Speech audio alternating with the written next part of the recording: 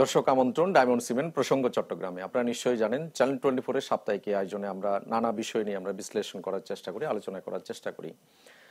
আজ চ্যানেল 24 13 বছর পেরিয়ে 14 বছরে পা দিল। আপনাদের এই দিনটিতে আমরা সব দর্শককে অভিনন্দন এবং শুভেচ্ছা জানাচ্ছি। আজ আমরা এই পর্বে আলোচনা করতে চাই জাতীয় গণমাধ্যমে চট্টগ্রাম কিংবা আঞ্চলিক সংবাদ কতটা গুরুত্ব পায়, এ বিষয় নিয়ে আমরা আলোচনা করার চেষ্টা করব। আমাদের সঙ্গে স্টুডিওতে যোগ দিয়েছেন চট্টগ্রাম বিশ্ববিদ্যালয়ের যোগাযোগ ও সাংবাদিকতা বিভাগের অধ্যাপক ডক্টর মোহাম্মদ শহীদুল্লাহ। স্বাগত আপনাকে আমাদের এই অনুষ্ঠানে। ধন্যবাদ। আমরা শুরুতে যেতে চাই, আমি শুরুতে যেভাবে বলছিলাম যে জাতীয় গণমাধ্যম বা সংবাদ মাধ্যম যেটাই বলি না কেন, এটাতে আসলে চট্টগ্রাম শুধু না, মানে অঞ্চলগুলো আসলে কতটা গুরুত্ব পায় সেই পর্যবেক্ষণটা আপনার কাছ থেকে আগে শুনতে চাই, যেহেতু আপনি সাংবাদিকতা বিভাগের শিক্ষক। ধন্যবাদ। আসলে চ্যানেল 24 এর 13 বছর পূর্তি উপলক্ষে 14 বছরে পা দিয়েছে, সেই জন্য চ্যানেল 24 এর কর্মকর্তা, সাংবাদিক, কলাকুশলী যারা আছেন সবাইকে আমি অভিনন্দন জানাই এবং একই সঙ্গে শুভেচ্ছা জানাচ্ছি। 14 বছরের যেন কাজ তারা অনেক ভালো করেন। আর আপনার যে প্রশ্ন সেটি অবশ্যই আমাদের কাছে খুব গুরুত্বপূর্ণ যে বাংলাদেশ বলতে আমরা কাকে বুঝি এবং আঞ্চলিক সংবাদ বা বিভিন্ন অঞ্চলের সংবাদ কেন আসে না। প্রথমে যদি মনে করি যে বাংলাদেশের সমস্ত কিছু ঢাকা কেন্দ্রিক, আমার কাছে এখন মনে হয় যে গত 20 বছর 30 বছর ধরে আমরা দেখতে পাচ্ছি সমস্ত কিছুকে ঢাকা কেন্দ্রীভূত করা হচ্ছে, ঢাকাকে কেন্দ্রীভূত করে বা ঢাকা কেন্দ্র করেই সমস্ত কিছু হচ্ছে। তো সেখানে অঞ্চলের বিষয়গুলো খুব বেশি প্রাধান্য পায় না। আমি বলবো যে প্রটোকল ভ্যালু নিউজকে প্রাধান্য দেয়, নিউজ ভ্যালুকে দিচ্ছে না। তো নিউজ ভ্যালুকে যদি না দেয় তাহলে অবশ্যই আঞ্চলিক সংবাদপত্র বা আঞ্চলিক সংবাদগুলো জাতীয় গণমাধ্যমে খুব বেশি গুরুত্ব পায় না। এখন বলতে পারেন জাতীয় গণমাধ্যম বলতে আমরা কি বুঝি। আসলে যেহেতু সমস্ত কিছু ঢাকা কেন্দ্রিক, অতএব ঢাকাকে তারা জাতীয় মনে করে। আমরা যারা ঢাকার বাইরে অবস্থান করি তাদেরকে আমরা বিজাতীয় মনে করি অনেক সময়। এবং একই সঙ্গে আমি প্রায় সময় এই কথাটা বলে থাকি যে চট্টগ্রাম একটি গুরুত্বপূর্ণ শহর। আপনি দেখবেন যে বাংলাদেশের দ্বিতীয় বৃহত্তম শহর শুধু নয়, এটাকে বিভিন্ন সময় আমরা বাণিজ্যিক রাজধানী বলি। এটা অর্থনৈতিক গুরুত্ব তো অসাধারণ এবং প্রতিদিন নানা রকম ঘটনা ঘটছে এখানে বড় শহর হিসাবে। কিন্তু সেগুলো কি আসলে আমাদের কেন্দ্রীয় যে চ্যানেলগুলো আছে, ঢাকা ভিত্তিক যে চ্যানেলগুলো আছে, সেগুলো দিচ্ছে কিনা?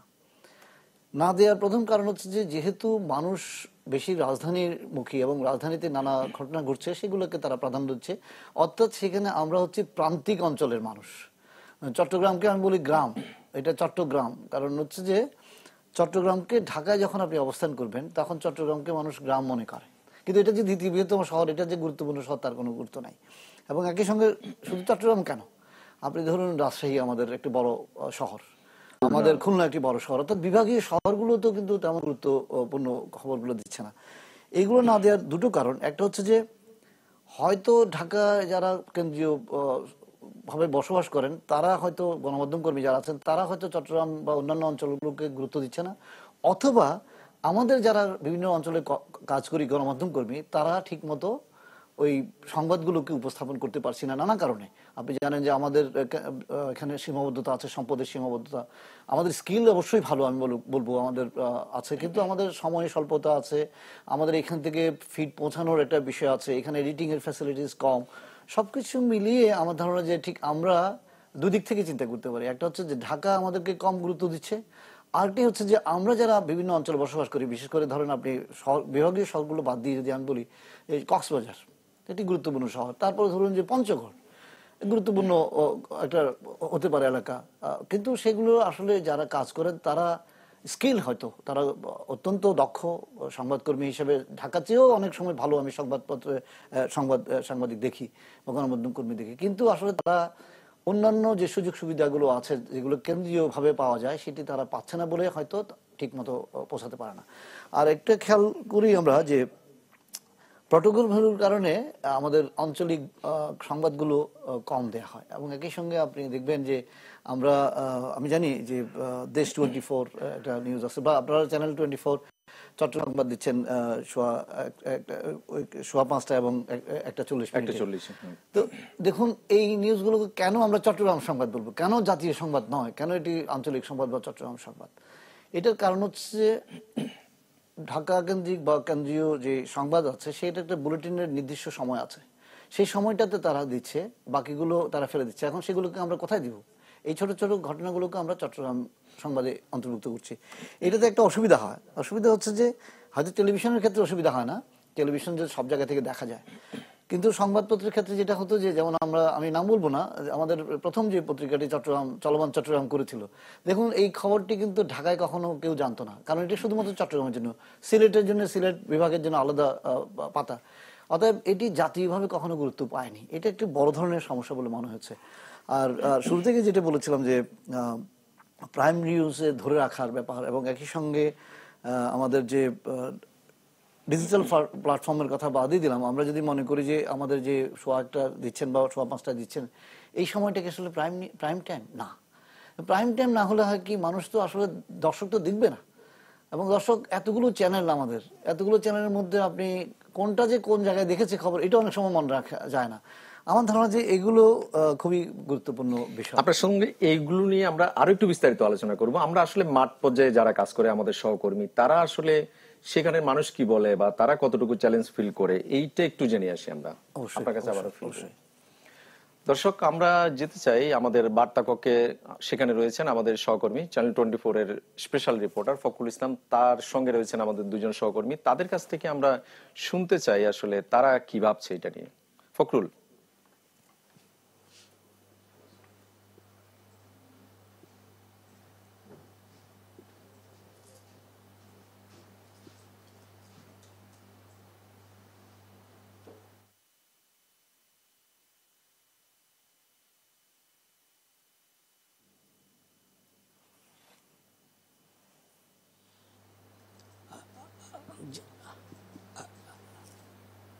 জি, আমার সাথে আমাদের দুজন সহকর্মী রয়েছেন। আমার ডানে আছেন রাঙামাটির রিপোর্টার আমাদের চ্যানেল 24 এর জিয়াউল হক, এবং বামে আছেন আমাদের ব্রাহ্মণবাড়িয়ার রিপোর্টার প্রকাশ লাল দাস।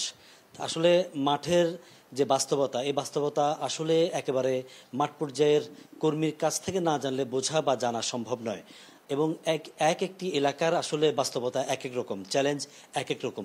আমি আমার দুই সহকর্মীর কাছ থেকে তাদের অঞ্চলের কি কি সমস্যা, কি কি অসুবিধা, কাজের কি সীমাবদ্ধতা, সেই বিষয়গুলো জানার চেষ্টা করব। প্রথমে আমার হাতের ডানে জিয়াউল হকের কাছে জানতে চাইব, রাঙামাটি রিপোর্টার, যে আসলে আপনি তো একটা পাহাড়ি এলাকায় কাজ করেন, তো পাহাড়ি এলাকার বাস্তবতা একটু ভিন্ন রকম সমতলের চেয়ে, সেই বাস্তবতা, সেই চ্যালেঞ্জটা আসলে কেমন? এখানে আসলে কাজের বাস্তবতা আসলে চ্যালেঞ্জটি আসলে বেশি। যেমন সমতলের রিপোর্টারদের আসলে যোগাযোগের যে সুবিধাটা আছে, পাহাড়ের আসলে একটি জেলা শহর থেকে একটি উপজেলায় যেতে যে ধরনের দুর্গমতা পথ পাড়ি দিতে হয়, তারপর হচ্ছে সংবাদ সংগ্রহ করার পরে এই যে ফুটেজ সংগ্রহ করার যে একটা চ্যালেঞ্জ, এখানে আসলে অনেক জায়গায় হচ্ছে আমাদের যেতেও পারি না, ওইখানে আমাদেরকে মোবাইল নেটওয়ার্কের সমস্যা রয়েছে, এটা একটা বড় চ্যালেঞ্জ আমাদের কাজ করতে গিয়ে। সেখানে আমাদের স্থানীয়ভাবে চেষ্টা করতে হয় কোনো ধরনের মোবাইলের ফুটেজ সংগ্রহ করে আমাদের সেই সময় প্রাথমিকভাবে কাজ চালিয়ে নিতে হয়। তারপর হচ্ছে সেই জায়গাটাতে আমাদেরকে দুর্গম পথ পাড়ি দিয়ে সেই স্পটে গিয়ে তারপরে এভাবেই আমাদের আসলে কাজগুলো করতে হয়। অনেক ক্ষেত্রে সেখানে গিয়ে আসলে মোবাইলের লাইভ দেওয়া সম্ভব হয় না, সেটা সরাসরি আমরা দর্শককে জানাতে চেষ্টা করি সেখানকার অবস্থাটা কি। এই মোবাইল নেটওয়ার্কের কারণে আসলে সেটাও আমরা জানাতে পারি না। এটা তো গুলো আপনার কারিগরি বিষয়গুলো, এই যে রাজনৈতিক বা সাংগঠনিক যে তৎপরতা আছে, সেই জায়গাগুলো থেকে আপনার কি ধরনের অসুবিধার মধ্যে? এটা তো আসলে মাঠ পর্যায়ে নিজের কাজের অবস্থা। নিউজের কাজের আসলে প্রেক্ষাপটটা একদমই ভিন্ন। এখানে নানা ধরনের আঞ্চলিক সংগঠনের প্রায় 4 থেকে 5টি গ্রুপ আছে। এদের বিভিন্ন এলাকা, তাদের আবার বিভিন্ন এলাকা ভিত্তিক তাদের নিয়ন্ত্রণ রয়েছে। এই জায়গাটাতে পাড়ি দিতে হলেও তাদের আসলে গ্রিন সিগন্যাল ছাড়া আমাদের আসলে ওই জায়গাগুলোতে যাওয়া যায় না। তারপর হচ্ছে যে আবার কারো পক্ষে একটু যদি কোনো নিউজ তাদের কোনো বিপক্ষে যায়, আবার ওই এলাকা পার হতে গেলেও আবার তাদের এইটা রোশনালে পড়তে হয়। নানা ধরনের সীমাবদ্ধতা তো আছেই আসলে কাজ করতে গেলে। জি, আপনাকে অনেক ধন্যবাদ। এবার একটু প্রকাশ লাল দাস, আপনার কাছে জানতে চাইবো যে আসলে ব্রাহ্মণবাড়িয়া তো একটা আমরা দেখি যে বিভিন্ন সময় সহিংসতা, সংঘাত লেগে থাকে নানান কারণে, রাজনৈতিক, সামাজিক। এই বাস্তবতাটা আসলে আপনি কিভাবে মোকাবেলা করেন? আসলে একটা বিষয় বলি, ব্রাহ্মণবাড়িয়া কেবল দাঙ্গার জেলাই নয়, এখানে কিন্তু অনেকটা সম্ভাবনাময় জেলা হচ্ছে ব্রাহ্মণবাড়িয়া, যেখানে তিতাস গ্যাস ফিল্ড রয়েছে, আশুগঞ্জ তাপ বিদ্যুৎ কেন্দ্র রয়েছে, আশুগঞ্জ নৌবন্দর রয়েছে, তারপর আখাউড়া স্থলবন্দর রয়েছে। এটা কিন্তু সব দিক মিলিয়ে বলা যেতে পারে ব্রাহ্মণবাড়িয়া একটা সম্ভাবনার জেলাও, কিন্তু তারপরও দেখা যায় যে ব্রাহ্মণবাড়িয়াতে প্রায় সময় একটি সহিংসতার ঘটনা ঘটে। এগুলো তো পেছনে মূলত অনেকটা দায়ী থেকে যারা গ্রাম্য মুরলরা রয়েছেন, তারা কিন্তু তাদের নিজস্ব স্বার্থ হাসিল করার জন্য কিন্তু এগুলোকে সবসময় বাড়িয়ে থাকে।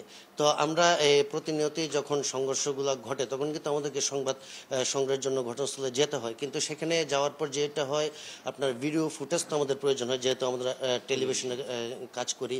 তো সেখানে যেহেতু যারা সংঘর্ষে লিপ্ত হয়, পরবর্তীতে দেখা যায় পুলিশ কিন্তু ওই ভিডিও ফুটেজ দেখে দেখে আপনার যারা অপরাধী তাদেরকে শনাক্ত করে তাদেরকে আইনের আওতায় আনে। সেক্ষেত্রে যারা এই অপরাধের সাথে জড়িত তাদের ক্ষোভটা কিন্তু ওই সাংবাদিকের উপরে থাকে যে সে এই ভিডিও ফুটেজটা করেছিল, তার ফুটেজ দেখে আমাকে আইডেন্টিফাইড করেছে।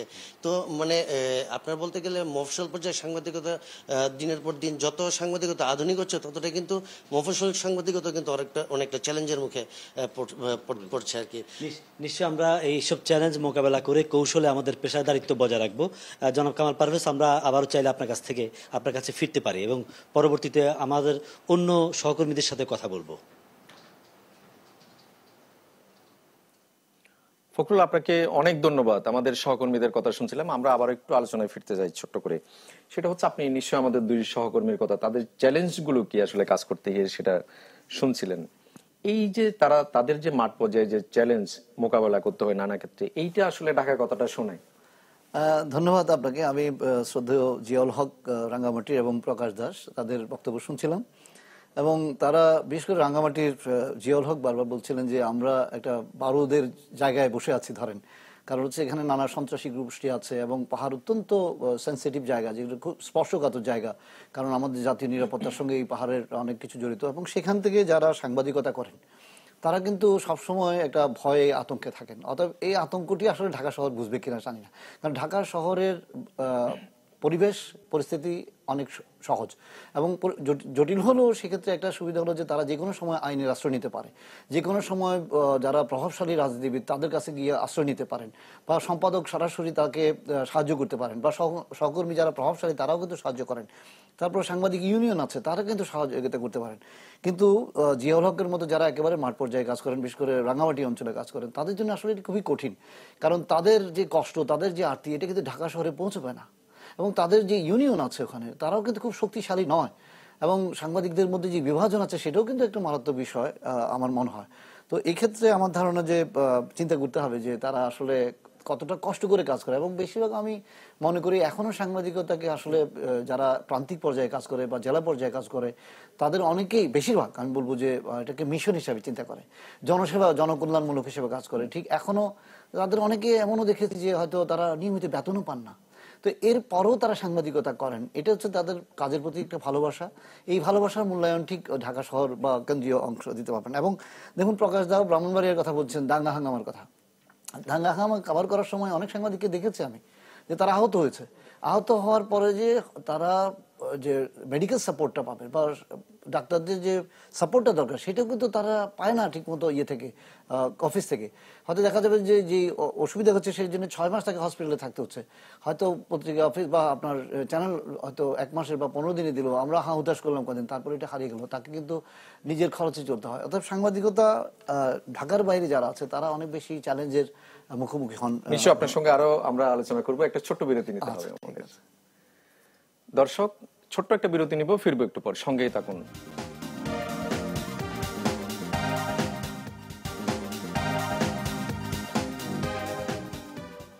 আবার স্বাগত ডায়মন্ড 7 প্রসঙ্গ চট্টগ্রামে। দর্শক, আমরা আলোচনা করছিলাম সংবাদ মাধ্যমে আঞ্চলিক সংবাদ কতটা গুরুত্ব পাচ্ছে। আমাদের সঙ্গে স্টুডিওতে রয়েছেন চট্টগ্রাম বিশ্ববিদ্যালয়ের যোগাযোগ ও সাংবাদিকতা বিভাগের অধ্যাপক ডক্টর মোহাম্মদ শহীদুল্লাহ।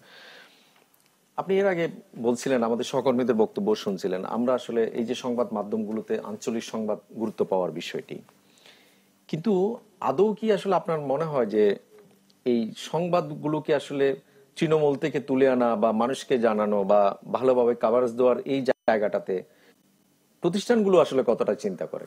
ধন্যবাদ আপনাকে। আমি সেটাই বলতে চাচ্ছিলাম যে প্রতিষ্ঠানের একটা বড় গুরুত্ব আছে। আমি এটাকে ব্যাখ্যা ঠিক আপনার রাজনৈতিক ভূগোল বা ভূগোলের রাজনীতি।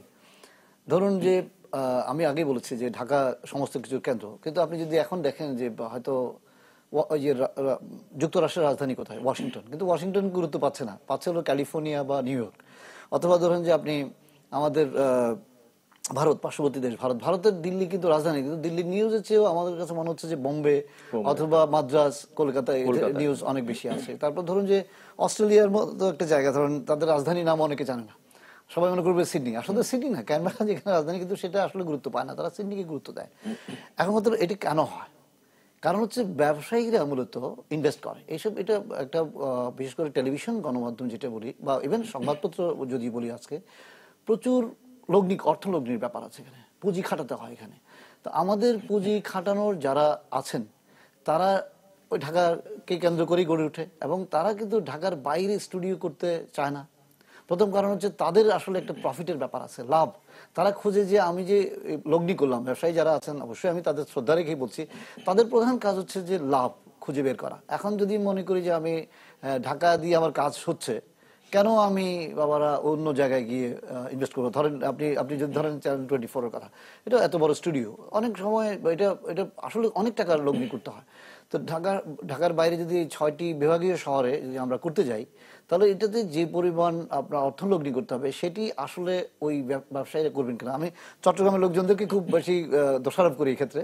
ধরুন যে চট্টগ্রামে কিন্তু প্রচুর ব্যবসায়ী আছে, তারা কিন্তু চট্টগ্রামের মধ্য থেকে একটা চ্যানেলে আজ পর্যন্ত গড়ে উঠতে পারে না, যেটা জাতীয়ভাবে যাবে। যেটি হয়তো আমাদের সংবাদপত্রের ক্ষেত্রে 2টি পত্রিকা আছে, সেই পত্রিকা জাতীয় পত্রিকার চেয়ে, অনেক জাতীয় পত্রিকার চেয়ে ভালো, এবং সার্কুলেশনও ভালো। কিন্তু আপনি টেলিভিশনে দেখুন, টেলিভিশনে ঠিক ঢাকার বাইরে কোনো ভালো স্টুডিও নাই। এবং এই স্টুডিও থাকলে যেটা সুবিধা হয় যে আপনার সংবাদকর্মী যারা আছেন তারা এখানে বসে কাজ করতে পারেন, এবং তারা এই ফ্যাসিলিটিস বা এই সুবিধাগুলো ব্যবহার করে নিউজকে আরো বেশি আপনার গুরুত্ব দিয়ে কভার করতে পারেন। এবং একই সঙ্গে একটা টেলিভিশনের ক্ষেত্রে বিশেষ করে নিউজ কভার করতে গেলে তো আপনি ঠিক যখন ঘটছে ঘটনা তখনই যেতে হয়, এবং আপনি দেখবেন যে লাইভও করতে হয়। তো লাইভও করতে গেলে আপনার প্রথম কাজ হচ্ছে যে আপনাকে লজিস্টিক সাপোর্ট, যেটা আমাদের বলা হচ্ছে যে নাই বলতে গেলে। তো এখন প্রান্তিক পর্যায়ের লোকজনের যতই অসুবিধা থাকুক, তাদের তো এই লজিস্টিক সাপোর্ট গুলো দিতে হবে আপনার অফিস থেকে। অফিস যখন অপারগতা প্রকাশ করে, তখন কিন্তু যারা আঞ্চলিক পর্যায়ে সংবাদকর্মী আছেন তারা কিন্তু আপনার আগ্রহ হারিয়ে ফেলে। এবং তারা একই সঙ্গে আরেকটা কথা বলি যে যারা কেন্দ্রীয় ডেস্কে কাজ করেন, তাদের মধ্যে এক ধরনের উন্নাসিকতা আছে। আমি একেবারে সত্যি করে বলি যে আমরা যখন কেন্দ্রীয় ইয়েতে কাজ করতাম, ডেস্কে কাজ করতাম, আমরা বললাম যে আচ্ছা সিরাজগঞ্জের ওই লোক আচ্ছা দিব, আধা ঘন্টা পরে নেন। কিন্তু আমি বুঝি না যে উনি আসলে কতটা কষ্ট করে এটা করেছে, অর্থাৎ তার জায়গা কিন্তু মানে তার শ্রমের বিষয়টি আমি আসলে মূল্যায়নটা করি নাই বা করতে পারছি না, নানা কারণে। কারণ কেন্দ্রীয় ডেস্কের কাজ করলে অনেক রকম, ধরেন 64 জেলা থেকে যদি নিউজ আসতে থাকে, আমাদের লোকবল কম, এবং যত কম লোকবল দিয়ে যারা ব্যবসায়ী তারা কিন্তু এটা করবে যারা মালিক। অতএব তারা চিন্তা করতে পারে না যে কত লগ্নি করলে আমার একটি ভালো গণমাধ্যম হয়ে উঠতে পারে। এই জায়গাটায় মনে হয় একটা গ্যাপ আছে, বা একটা গ্যাপ আমরা লক্ষ্য করি যে আসলে তারা অন্যান্য বিজনেসের মতো গণমাধ্যমের বিজনেসকেও একই রকম ভাবে চিন্তা করে। আসলে গণমাধ্যমের ব্যবসায় হচ্ছে যে একই সঙ্গে জনকল্যাণ এবং একই সঙ্গে অনেক লোক জড়িত যারা সারা দেশে ছড়িয়ে ছিটিয়ে আছে, দেশের বাইরেও ছড়িয়ে ছিটিয়ে আছে। অতএব তাদের সবাইকে সমান সুযোগ হয়তো আপনি দিতে পারবেন না বা দেওয়া সম্ভব না, কিন্তু যে একেবারে ন্যূনতম যে সুযোগ সুবিধা সেটা যদি দেওয়া যায়, আমার ধারণা যে এটি হয়তো একটা ভালো সম্ভাবনার জায়গা হতে পারে। এই জায়গায় তৃণমূলে মানে যারা কাজ করেন আমাদের সহকর্মীরা, তারা আসলে কি বলেন আমি একটু শুনে আসি। দর্শক, আমরা আবারও যেতে চাই আমাদের বার্তা কক্ষে। সেখানে রয়েছেন সহকর্মী ফখরুল ইসলাম। ফখরুল, আপনার সঙ্গে তো আমাদের সহকর্মীরা রয়েছেন, তারা কি বলছেন আসলে এইসব বিষয়ে?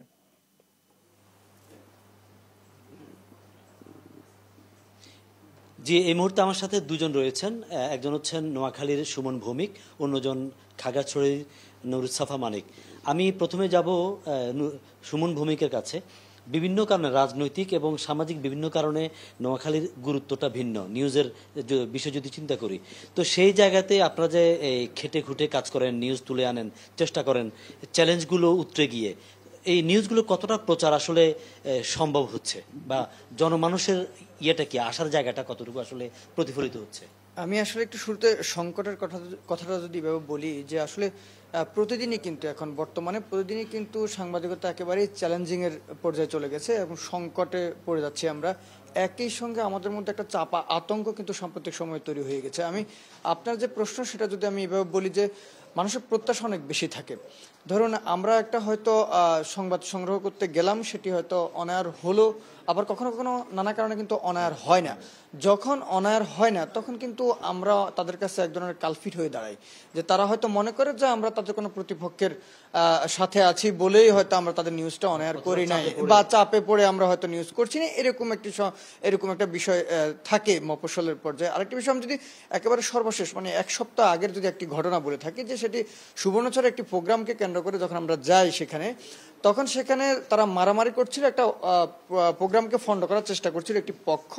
সেখানে আমাদের ক্যামেরাম্যান যিনি ছিল তার ক্যামেরাটা কাঁধে ছিল, কিন্তু সেই ক্যামেরা কাঁধে থাকা অবস্থায় হয়তো সেটি অন ছিল বলেই যারা প্রতিপক্ষ, যারা পণ্ড করতে এসছে, তারা ভাবছিল সেটি রেকর্ড করা হচ্ছে। তারা এসেই কিন্তু ক্যামেরা পার্সনের উপরে হামলা করেছে এবং আমার ক্যামেরার পিছনের অংশটা ভেঙে গেছে, আমার ক্যামেরাম্যান আহত হয়েছে। আমি এবং আমার অন্য যে সহকর্মীরা ছিল তারা খুব দৌড়ে গিয়ে তারা রক্ষা করার চেষ্টা করেছে। এক্ষেত্রে যেমনটি হতে পারতো সেটি হচ্ছে আসলে রাজনৈতিক শিষ্টাচারটা নষ্ট হয়ে গেছে, যার ফলে তারা যদি আমাদেরকে এসে বলতো যে ভাই আপনারা যদি রেকর্ড করে থাকেন সেটি হয়তো সরিয়ে ফেলেন, এরকমটি বলতে পারতো, কিন্তু না বলে হামলা করা হচ্ছে। এবং সর্বশেষ যদি আমি বলি যে আন্দোলনটা হলো, এই আন্দোলন পরবর্তী সময় কিন্তু একটা মবের যে একটা সৃষ্টি হলো, এতে কিন্তু সত্যিকার অর্থ হচ্ছে আমরা যারা মফস্বলে কাজ করি আমরা অনেকটাই সংকটের মধ্যে আছি এবং শঙ্কার মধ্যে আছি। আসার জায়গাটাও অনেক বড়।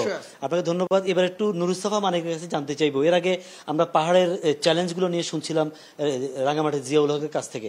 আপনার কাছে শুনতে চাইবো এই যে আপনার সেখানকার বাস্তবতা কি, মানুষ কেমন নিউজ আশা করছে বা কতটা প্রচার করতে পারছেন?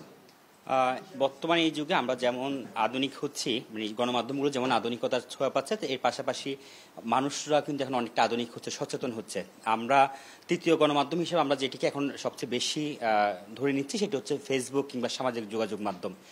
সেই সব যোগাযোগ মাধ্যম ব্যবহার করে কিন্তু অনেক তথ্য কিন্তু এসে যাচ্ছে, যার হয়তো কতটা সত্য কিংবা কতটা মিথ্যা সেটি কিন্তু যাচাইয়ের সুযোগটা কিন্তু অনেক পরে গিয়ে হচ্ছে। কিন্তু আগে মানুষ যারা গ্রাহক কিংবা যারা একটু ব্যবহারকারী তারা কিন্তু নিয়ে নিচ্ছে। তো আমরা সেটা করতে গিয়ে দেখা যাচ্ছে কি আমরা বেশ কিছু, আপনি এটা বলতে চাচ্ছেন মানুষ বস্তুনিষ্ঠ বা সত্য খবরটা পেতে চায়, কিন্তু অনেক সময় দেখা যাচ্ছে কি গণমাধ্যম, আমরা যারা মূলধারার গণমাধ্যমে কাজ করছি তারা কিন্তু আমরা অনেক সময় যা তা কিন্তু আমরা দিতে পারছি না, কিংবা আমাদেরকে একটা নিয়মের মধ্যে গিয়ে দিতে হচ্ছে। কিন্তু সেটা করতে গিয়ে আমরা দেখা যাচ্ছে কি যারা আমাদের দর্শক কিংবা যারা আমাদের এই বিষয়টি দেখাচ্ছে, মানে যারা দেখেন, যারা গ্রাহক, তারা অর্থাৎ যারা পাঠক, তারা কিন্তু অনেক সময় চ্যালেঞ্জের মুখে ফেলে দিচ্ছে। আমি যদি একটু ছোট করে বলি, যদি একটু সময় দেন, সেটা হলো যে পাহাড়ের বৈশাখী উৎসব গেল এপ্রিল মাসে।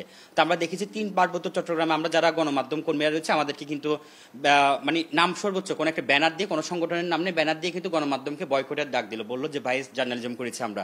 আসলে আমরা কোন জায়গায় বাইস জার্নালিজম করেছি সেটা আমরা জানি না। যারা একটি স্বার্থান্বেষী মহল ফেসবুকে কিন্তু তারা কিন্তু রিউমার ছড়িয়েছিল পাহাড়ের বিভিন্ন ঘটনাকে ঘিরে, কিন্তু সেটা তো আমরা গণমাধ্যমরা যারা মূলধারার গণমাধ্যম তারা কিন্তু আমরা কিন্তু এটি দায়িত্ব নিয়ে কিংবা আমরা এই ঘটনাটাকে আমরা কিন্তু সত্যটা না পাইলে কিন্তু আমরা কিন্তু এটা করতে পারি না। তবে আমরা অনেক সময় দেখা যায়, আমি যদি একটু ছোট করে বলি, যে ডিগিনালার ঘটনা যেটি হচ্ছে আমাদের সেপ্টেম্বর মাসে হয়েছিল। তো যখন আগুন জ্বলছিল ডিগিনালায়, তো গণমাধ্যম সামাজিক যোগাযোগ মাধ্যমে বলা হচ্ছিল খাগড়াছড়িতে ডিগিনালায় শত শত মানুষ মারা গিয়েছে, কিন্তু আসলে সেই সময় কিন্তু কোনো প্রাণহানির ঘটনা ঘটেনি, কিন্তু আহত ছিল। কিন্তু তাহলে এটা কি বলা যায় যে এই সামাজিক যোগাযোগ মাধ্যম আর আমাদের যে টেলিভিশন প্ল্যাটফর্ম, এই জায়গাতে যাচাই বাছাইয়ের যে বিষয়টা, এটি নিশ্চিত হয়ে নিউজ করাটা এক ধরনের চ্যালেঞ্জ, এবং মানুষ প্রত্যাশা করে সঠিক সংবাদটা আসে। আপনাকে অনেক ধন্যবাদ মানিক। আমরা এবার একটু যেতে চাই, আমাদের আরেকজন সহকর্মী বান্দরবান থেকে এসছেন, আমাদের ইয়াসুল হাকিম চৌধুরী। আপনিও তো একদম প্রান্তিক পর্যায়ে সীমান্ত একটি জেলাতে কাজ করেন, সেই জায়গার মানুষের প্রত্যাশা, অনেক চ্যালেঞ্জের মধ্যে কতটা প্রত্যাশা আসলে জায়গা পূরণ করা সম্ভব হচ্ছে? আসলে গণমাধ্যমের কাছে মানুষের প্রত্যাশা সবসময় একটা বিশাল আকার নিয়ে থাকে, তেমনি আমরাও চেষ্টা করি আসলে পিছিয়ে পড়া অঞ্চল থেকে, দুর্গম এলাকাগুলো থেকে সংবাদ দর্শকের কাছে, পাঠকের কাছে ঠিকভাবে পৌঁছে দেওয়ার জন্য। তত বিভিন্ন আঞ্চলিক সংগঠনের দূরত্ব যেমন বেড়েছে, সশস্ত্র গ্রুপের দূরত্ব যেমন বেড়েছে, পাশাপাশি সীমান্ত এলাকাগুলোতে আরকান আর্মির অনুপ্রবেশ, পাশাপাশি রোহিঙ্গার অনুপ্রবেশ, সীমান্তে মাদক চোরাচালান, সব মিলিয়ে কিন্তু এলাকার মানুষের মধ্যে যে সঠিক সংবাদ উপস্থাপন করা, সেটা কিন্তু অনেক সময় আমরা অনেকভাবে বাধাগ্রস্ত হচ্ছি। একটু যদি বলি যে এসব খবর দিচ্ছেন কিন্তু বার্তা কক্ষ থেকে প্রচার করা সম্ভব হচ্ছে না, বা সে জায়গায় কোনো রকমের আপনি এই অসঙ্গতি দেখেন কিনা? সংবাদ আমরা প্রেরণ করার পরে আসলে অনেকগুলো বাধ্যবাধকতা এখানে রয়ে যায়। যেগুলো আমরা নিউজগুলো ঘটনাস্থল থেকে তুলে আনার পরেও কিন্তু আমরা অনেকগুলো বাধ্যবাধকতার মধ্যে পড়ে যাই, যে জিনিসগুলো আমরা ঢাকা অবধি পৌঁছানোর পরেও কিন্তু অনেক বাধ্যবাধকতা থাকে, যার কারণে কিন্তু আমরা গ্রাহকের যে প্রত্যাশা, দর্শকের যে প্রত্যাশা, সেই প্রত্যাশার জায়গা থেকে আমরা গণমাধ্যম কর্মীরা সেই নিউজগুলো আসলে ফুটিয়ে তুলতে পারতেছি না। বিষয়টা এরকম যে আপনারা আপনাদের জায়গা থেকে কাজ করছেন, কিন্তু ফিল্টারিং এর জায়গা থেকে বা পলিসি লেভেল থেকে অনেক সময় অনেক কিছু হয়তো কাটছাট করা হচ্ছে, কিংবা আপনি আপনার জায়গা থেকে যতটুকু পাঠিয়েছেন ততটুকু তো প্রচার করা সম্ভব হচ্ছে না। আমরা আশা করব অনেক বেশি এই ক্ষেত্রে আপনারা আপনাদের যে এফোর্ট দিচ্ছেন সেই এফোর্টটা কর্তৃপক্ষ নিশ্চয়ই বিবেচনা রাখবেন ভালোভাবে নিউজ প্রচারের ক্ষেত্রে। কামাল পারভেজ, আপনি নিশ্চয়ই শুনছিলেন যে আমাদের তিনজন সহকর্মীর কাছ থেকে তাদের মাঠের বাস্তবতা এবং প্রত্যাশার জায়গা সম্পর্কে। ফখরুল, আপনাকে অনেক ধন্যবাদ। আমরা মাঠের বাস্তবতা কি আমাদের সহকর্মীদের মুখে আমরা শুনলাম। দর্শক, আমরা আরো একটা বিরতিতে যাব, ফিরবে একটু পর, সঙ্গেই থাকুন।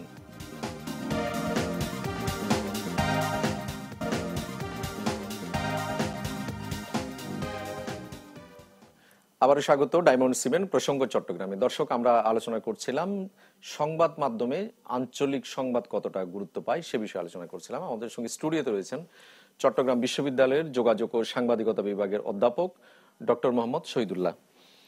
আপনি এর আগে শুনছিলেন যে আমাদের আরো তিনজন সহকর্মী তাদের অভিজ্ঞতার কথা বলছিলেন, মাঠ পর্যায়ে নানা চ্যালেঞ্জের কথা বলছিলেন, কিংবা সোশ্যাল মিডিয়ার সাথে মূলধারার গণমাধ্যমের যে কনফ্লিক্ট তৈরি হচ্ছে ধীরে ধীরে, এইসব চ্যালেঞ্জের কথা বলা হচ্ছে, মানুষের চাহিদা নানা কিছু আপনি শুনছিলেন। এটার বিষয়ে আপনার একটু মন্তব্য জানতে চাই। ধন্যবাদ আপনাকে। আবারও আমি অবশ্যই ধন্যবাদ জানাবো, বিশেষ করে নোয়াখালী যিনি আমাদের প্রতিবেদন ছিলেন, উনি বলেছেন যে আমাদের স্থানীয় লোকজন আক্রমণ করে, একটা রাজনৈতিক শিষ্টাচার যেটা ছিল সেটা এখন কমে গেছে বলে বলছেন। এটা একটা বড় ধরনের আতঙ্ক আমাদের সবসময় কম বেশি ছিল, বিশেষ করে স্থানীয় পর্যায়ে যারা কাজ করতেন।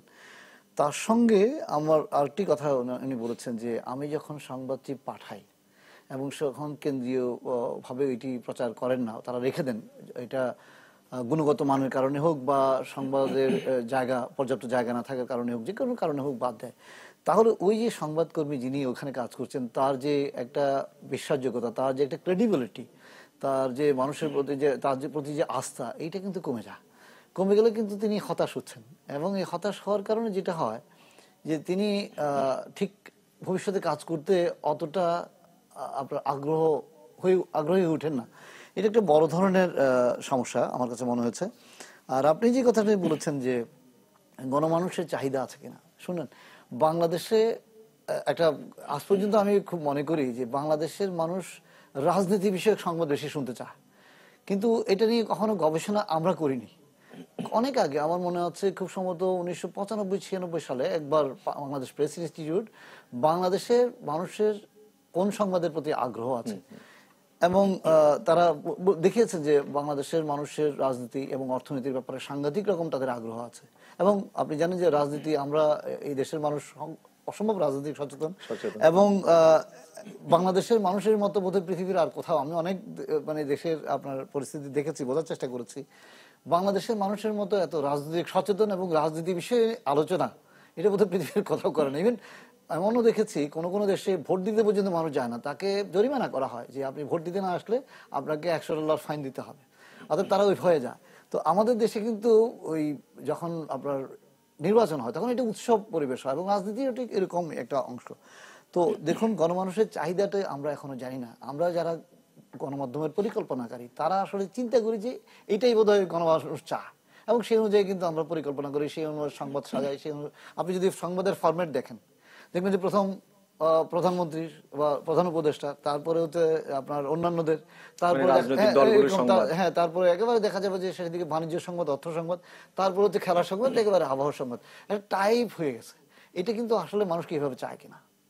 আমাকে ওই আগে প্রথম দিকে যে বলেছিল নিউজ ভ্যালুকে চিন্তা করতে হবে, কোন নিউজটাকে আসলে এখন যদি ধরেন কয়েকদিন পরে হয়তো একটা শক্তি আসছে আমাদের, এখন শক্তিটা কি ফার্স্ট লিড হবে না শেষের দিকে হবে, এটা বুঝতে হবে যিনি নিউজ ডেস্কে আছেন তার পাবলিক ইন্টারেস্টের জায়গা, হ্যাঁ পাবলিক, এবং পাবলিক এটা কতটা গুরুত্বপূর্ণ সেটার উপর নির্ভর করবে। অতএব এখানে আমার মনে হচ্ছে যে গণমাধ্যমের কাছে মানুষের প্রত্যাশা, এটা নিয়ে আসলে কোনো গণমাধ্যম এখনো পর্যন্ত তাদের নিজস্ব চ্যানেলে হোক বা কোনো গবেষণা সংস্থা হোক কোনোদিন তারা এটা যাচাই করে দেখেনি, তারা করেনি। যেমন তার মানে অনেকে বলছেন যে আসলে আমাদের বাংলাদেশে যে গণমাধ্যমগুলো আছে সেগুলো আসলে জনস্বার্থ সংশ্লিষ্ট সাংবাদিকতায় এক ধরনের তাদের পিছিয়ে থাকা বা নেহা, এটা কি আসলে তাই মনে হয় আপনার কাছে?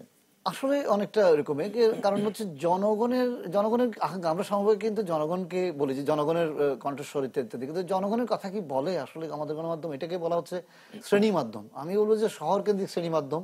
বা আমি খুব মজা করেই বলি প্রায় সময় যে বাংলাদেশের সংবাদপত্র হচ্ছে, আমি দেখেছি যে বয়স্ক লোকরা, কিন্তু একজন বিশেষ মানে অনেক বড় একজন সংবাদ আপনার সম্পাদককে জিজ্ঞেস করা হয়েছিল যে আপনার পত্রিকায় নারী পাতা আছে, শিশু পাতা আছে, ফ্যাশন পাতা আছে, রান্না বান্নার পাতা পর্যন্ত আছে, কিন্তু বুড়োদের জন্য কোনো নাই কেন? তখন উনি জবাব দিয়েছিলেন যে বুড়োরা তো পত্রিকা কিনতে পারে না। তার মানে কি? তার মানে একটা বাণিজ্যের একটা সম্পর্ক আছে। অতএব আসলে সংবাদ মাধ্যম বা গণমাধ্যম হোক, এটা আসলে বাণিজ্যের সঙ্গে সম্পৃক্ত। অতএব এই কারণে হয়তো তারা ওইটা গণমাধ্যমকে আনে না। তারা হয়তো যেখানে তাদের আগ্রহ আছে, ইন্টারেস্ট আছে, সেই জায়গায় যায়। আরেকটা জিনিস আমি ওনাদের আলোচনায় যেটা লক্ষ্য করেছিলাম যে হচ্ছে মব জাস্টিস। আমি মব বলে এখন আর কোনো শব্দ নাই, একসময় মব জাস্টিস হতো, এখন মব কিলিং, মব লিঞ্চিং যেটা বলি। মানুষ ইচ্ছা হলো যে কাউকে মেরে ফেললো এরকম বা আক্রমণ করলো। এবং তার সঙ্গে একটা অন্য আপনাদের একটা চ্যালেঞ্জের কথা বলবো আমি, যে সামাজিক গণমাধ্যম যে বা সামাজিক মাধ্যম, আমি বলি যে শরীয় তারপর সামাজিক বলি, যে এটা আসলে শরীয়টা উজ্জ্বল থাকবে। এটা আসলে কতটা সামাজিক এবং কতটা আপনার সঠিক তথ্য দিচ্ছে, এবং সেটার সঙ্গে মূল ধারার গণমাধ্যম যেটা, তাদের একটা সাংঘাতিক রকম বলবো যে বিরোধ, এবং একই সঙ্গে বলবো যে এক ধরনের চ্যালেঞ্জ আছে। কারণ হচ্ছে সামাজিক গণমাধ্যমগুলো বেশিরভাগ হচ্ছে গুজব নির্ভর, কিন্তু আপনি একটি গণমাধ্যম হিসেবে, দায়িত্বশীল গণমাধ্যম হিসেবে আপনাকে কিন্তু গুজবে কান দিলে চলবে না। এবং আপনি আমাদের সংবাদকর্মী যারা যেখানে আছেন তারা কিন্তু উনি বলেছেন, আমাদের যিনি খাগড়াছড়ির সাংবাদিক, উনি বলেছেন যে দেখুন যে তারা একটা ব্যানার দিয়ে দিল যে অমুক সাংবাদিক আমাদেরকে এই করেছে বা ভুয়া তথ্য দিয়েছে। আসলে কি মানে যারা পেশাদার সাংবাদিক তারা কি ভুয়া তথ্য দিতে পারে? না। ভুয়া সংবাদ দূরের কথা, ভুয়া তথ্যও দিতে পারে না, কারণ তারা অনেক জায়গায় চেকের ব্যাপার আছে, তারা দায়িত্বশীলের ব্যাপার আছে। আমি কিন্তু চ্যালেঞ্জ করতে পারবো যে আপনি এরকম দিয়েছেন, কিন্তু একজন যিনি সামাজিক গণমাধ্যমে আপলোড করে দিচ্ছেন তিনি কিন্তু কারো কাছে দায়বদ্ধ নয়। আমরা যারা সংবাদকর্মী বা যারা সংবাদকর্মী আছে তারা কিন্তু একদিকে জনগণের কাছে দায়বদ্ধ, আর দিকে হচ্ছে তাদের পেশার দিকেও দায়বদ্ধতা আছে তাদের। অর্থাৎ দুটো জায়গায় যখন আমরা দায়বদ্ধ থাকি তখন কিন্তু আমরা গুজব বা কুতথ্য দিতে পারি না। এবং মূলধারার গণমাধ্যমের এটাই হচ্ছে সবচেয়ে বড় শক্তি, যে তারা সংবাদ, সঠিক সংবাদটি দিয়ে থাকে। সেটা কোন অংশের সংবাদ দিচ্ছে তা কিন্তু নয়, মেইন মানে মূল কথা হচ্ছে যে তারা আসলে সঠিক সংবাদটি দেয়। অতএব আমরা যারা গুজবে বিশ্বাস করতে চাই তারা আসলে মনে করবো যে গণমাধ্যমে যাবে। যেমন ধরুন আমি একটা, আপনি বলেছেন যে আমাদের খুব সম্প্রতি একটা ফাঁসির ঘটনা এরকম হয়েছে, বা আমাদের সামরিক বাহিনীর একটা, আমি দেখেছি যে জাতীয় সঙ্গীত তাদের একটা হচ্ছে, কিন্তু দেখা যায় যে এগুলো আসলে কোনো নির্ভরযোগ্য তথ্য না, যে কেউ একজন আপলোড করেছে এবং হাজার হাজার শেয়ারও করেছে, এবং তারা অত্যন্ত সংগঠিত একটি শক্তি, তারা এই কাজগুলো করে। এবং এইটার বিপরীতে আমরা যারা মূল গণমাধ্যম আছি তাদের তথ্য যখন আমরা যাচাই করি তখন দেখি যে আসলে ওটা ভুয়া, আসল গণমাধ্যম এখনো মূলধারার গণমাধ্যম, এবং এখানেই সত্য তথ্য থাকে। এবং এইখানে একটা বিষয় যে আপনি বলছিলেন যে গণমাধ্যমের যে দায়িত্বশীলতার জায়গা, সেখানে এই যে সোশ্যাল মিডিয়ায় আমরা দেখি যে বহু জনের নানা ধরনের কোটেশন কিংবা নানা ধরনের তথ্য প্রচার করছে, যেটা হয়তো দিন শেষে গিয়ে দেখা যাচ্ছে তার কোনো ভিত্তি নেই। কিন্তু একটা প্রবণতা কি আপনি দেখেন যে আসলে সেই গুজব বলি যাই বলি, সোশ্যাল মিডিয়ার এই কন্টেন্ট গুলো মূলধারার গণমাধ্যম অনুসরণ করতে গিয়ে কখনো কখনো ভুল সংবাদ প্রচার করছে? একেবারে সত্যি কথা। যেমন ধরুন আমি একেবারে শুরুর দিকে যখন আপনার এই যে সামাজিক গণমাধ্যম যেটা বলছে, তখন আসলে আমরা সামাজিক গণমাধ্যম বলতাম না, এটাকে বলতো সিটিজেন মিডিয়া। এবং বিবিসি বহু বছর সিটিজেন মিডিয়াকে তারা খুব বেশি গুরুত্ব দেয় না। তারা বলছে আমাদের করেসপন্ডেন্ট যেগুলো দিবে, আমাদের সাংবাদিকরা যারা দিবে, গণমাধ্যম কর্মী যারা যেসব সংবাদ দিবে সেগুলোকে শুধু আমরা প্রাধান্য দিব। কারণ হচ্ছে যে ওখানে যারা দিচ্ছে তাদের সবচেয়ে বড় সমস্যা হচ্ছে অথেন্টিসিটি বা বিশ্বাসযোগ্যতা কতটা আছে। সিএনএন কিন্তু এটা গ্রহণ করেছে একেবারে, মানে আমি যদি মানে আপনার বিশ্ব গণমাধ্যমের কথা চিন্তা করি। কিন্তু এখন দেখা যাচ্ছে যে অনেক গুরুত্বপূর্ণ মানুষ তাদের নিজস্ব ভেরিফাইড পেজ থেকে যখন দেয়, তখন কিন্তু টুইট করে, যখন আপনার ফেসবুকে দেয়, তখন কিন্তু সেগুলোকে তারা গ্রহণযোগ্য হিসেবে মনে করে। কিন্তু ধরেন এটা তো একটা ওপেন মার্কেটের মতো অনেকটা, যেমন ধরেন আপনি ওপেন মার্কেটে যে কোনো কিছু বিক্রি করা যায়, একেবারে তেল থেকে নুন যাই ইচ্ছা তাই বিক্রি করা যায়। তো এখন আমাদের সামাজিক গণমাধ্যমগুলো হচ্ছে যে ওপেন মার্কেট, আপনি ইচ্ছে করলে যে কোনো তথ্য দিয়ে দিতে পারেন, সেটা যাচাই করার কোনো সুযোগ নাই। এবং এই যাচাই করার সুযোগ না থাকার কারণে যেটা হয় যে মানুষ বিভ্রান্ত হয়। মানুষ একটা আতঙ্কের মধ্যে পড়ে যায়, এবং মানুষ যখন বিভ্রান্তিতে পড়ে তখন যেই ক্ষতিটা হয়, সামাজিক ক্ষতি, সেটা কিন্তু মানে কল্পনার বাইরে। এবং আমি মনে করি এখনো যে সামাজিক গণমাধ্যমের যে নিউজগুলো যদি আমরা সত্যিকার অর্থে মূল গণমাধ্যমে আসে, সেগুলো অবশ্যই যাচাই করা উচিত আগে। এবং অনেক সময় সত্য তথ্য দেয় তারা। যেমন ধরুন একটা জায়গায় বিমান দুর্ঘটনা হচ্ছে এবং সেখানে কোনো সাংবাদিক ওই সময় ছিলেন না, অতএব যিনি ওখানে উপস্থিত ছিলেন তিনি হয়তো ধরেছেন এই মানে ফুটেজটা, এবং সেটি অবশ্যই অথেন্টিক, কিন্তু সেটা দেওয়ার আগেও আমাকে চিন্তা করতে হবে যে আমি ক্রস চেক করবো কিনা অ্যাজ এ সাংবাদিক, অ্যাজ এ গণমাধ্যম, দায়িত্বশীল গণমাধ্যম কর্মী। এই দায়িত্বশীলতাটা হচ্ছে বড় জিনিস। আমরা মনে করি যে সংবাদ গণমাধ্যমের যেমন স্বাধীনতার বিষয়টা আছে, সঙ্গে সঙ্গে আমি যে তথ্যটি দিচ্ছি সেটা কতটা নির্ভরযোগ্য সেটা যাচাই করার জন্য আমাকে দায়িত্বশীল হতে হবে। আমি একজন পেশাজীবী সংবাদকর্মী হিসেবে মনে করি যে দায়িত্বশীলতার বিষয়টিও এখানে সমানভাবে গুরুত্বপূর্ণ। অতএব সামাজিক মাধ্যমে যেগুলো আসবে সেগুলো সবসময় যে আমরা গ্রহণ করব এরকম আসলে খুব বেশি ভালো নজির হয়ে উঠতে পারে না। আমরা যখন পাঠক দর্শকের কথা বলি, এক্ষেত্রে কি আপনার মনে হয় যে আসলে গণমানুষের যে আকাঙ্ক্ষা, গণমাধ্যমের উপর তাদের যে আকাঙ্ক্ষা, তাদের যে প্রত্যাশা, সেটা আসলে শেষ পর্যন্ত এখন গণমাধ্যম আসলে পূরণ করতে পারছে? দেখুন, বা আরেকটা বিষয় হচ্ছে, কেউ কেউ বলে থাকেন যে সংবাদপত্রের পাঠক কমে যাচ্ছে, টেলিভিশনের দর্শক কমে যাচ্ছে। আপনার অবজারভেশন আসলে কি? দেখুন, এটা সত্যি যে এক একটি গণমাধ্যমের এক এক ধরনের চরিত্র। এখন যিনি সংবাদপত্র পড়েন তিনি সংবাদপত্র পড়বেনই, আবার যিনি টেলিভিশন দেখেন তিনি টেলিভিশন দেখেন। এখন আবার এটা প্রজন্মেরও ব্যাপার আছে। যেমন ধরুন যে আমাদের আগের প্রজন্ম তারা কিন্তু এখনো সংবাদপত্র পড়েন, বই পড়েন।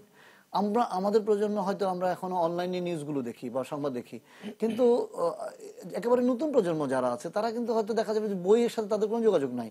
তারা সারাক্ষণ এই মোবাইল ফোন নিয়ে সমস্ত কিছু দেখে। তারা অনেক বেশি নেটিজেন বলি আমরা, নেট সিটিজেন বলি আমরা, ঠিক নেটিজেন। অর্থাৎ নেট সিটিজেন যারা, তাদের চাহিদার ভিন্নতা আছে। অতএব এখানে আমি মনে করবো যে কোনো একটা গণমাধ্যম যে মারা গেছে সেরকম না। সংবাদপত্রের আপনার সার্কুলেশন কমেছে, যারা পাঠক তারা কিন্তু কম বেশি পাঠক আছে। এখন একটা নতুন মাধ্যম যখন আসে তখন পুরোনো মাধ্যমকে কিছুটা জায়গা ছাড়তে তো হবেই, কারণ আমাদের দর্শক শ্রোতা বা আপনার পাঠকদের পারে না। এখন ধরেন আপনি রেডিওর কথা বলবেন, বেতারের কথা বলবেন, বেতারের শ্রোতা কজন আছে? কিন্তু আসলে বেতারের প্রচুর শ্রোতা আছে।